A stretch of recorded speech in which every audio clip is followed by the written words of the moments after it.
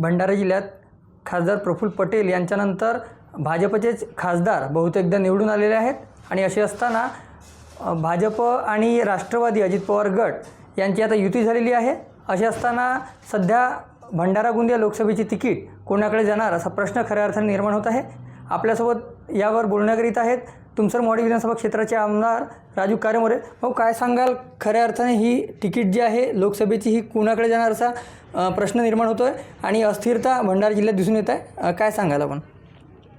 महाराष्ट्रात महायुतीची सरकार आहे आणि या सरकारमध्ये सर्वात मोठा पक्ष आपला भारतीय जनता पार्टी आहे।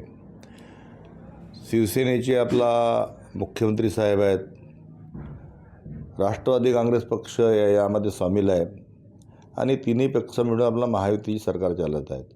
आपल्या भंडारा गोंदिया जिल्ह्यातले नेते सन्माननीय प्रफुल्लभाई पटेल।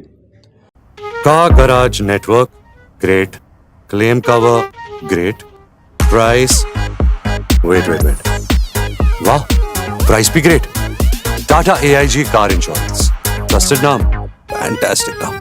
मागील 40 वर्षापासून इथे आपला सतत काम करत आहेत आणि त्यांनी आपला 40 वर्षापासून आपला रेग्युलर आपला जनतेचा जनसंपर्क आहे। आता सध्या इथे भारतीय जनता पक्षाचे आपला खासदार आहेत।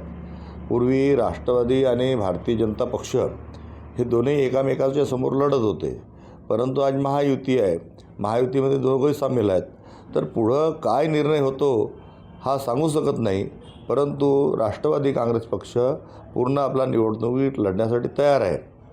भारतीय जनता पक्षसुद्धा आपला निवडणूक लढण्यासाठी तयार आहे।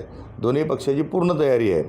आता त्याच्यात पक्षश्रेष्ठी काय ठरवतात, सन्माननीय आपला राज्याचे उपमुख्यमंत्री फडणवीस साहेब, गडकरी साहेब, अजितदादा, प्रफुल्लभाई पटेल साहेब, हे आता महायुतीमध्ये काय आपला होतो त्याच्यावर आपला कार्यकर्ते त्या दिशेने काम करतील, पण दोन्ही पक्षाची पूर्ण तयारी आहे। तर आपण बघू शकतो दोन्ही पक्षांची पूर्ण तयारी आहे असे मत आमदार राजू कारेमोरे यांनी व्यक्त केलेले आहे। रुपेश सपाटे, TV9 मराठी, भंडारा।